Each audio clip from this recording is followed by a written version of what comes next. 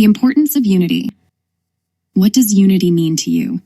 In a chaotic and divided world, sometimes the word unity can sound like something irrelevant, something that can't work in the broken world we live in. The division is nothing new. It was a challenge very early in church history and something the Apostle Paul addressed head-on.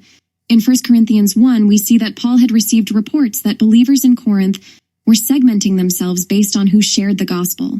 They said things like, "I am of Paul," or "I am of Apollos," or "I am of Christ."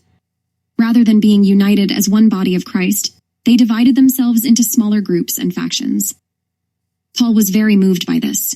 In 1 Corinthians 1:13, he asks them these simple questions. Is Christ divided? Was Paul crucified for you? Were you baptized in the name of Paul? Paul didn't want the believers of Corinth to get lost in comparisons and separations. He wanted them united under Christ, one king, one gospel. Paul brought them back to the only thing that matters. Salvation is from Christ alone. Without Christ, there is no unity. But under Christ, we can be united in a way that the world has never seen or understood. In a world of fighting and division, the body of Christ gets to show the power of the gospel.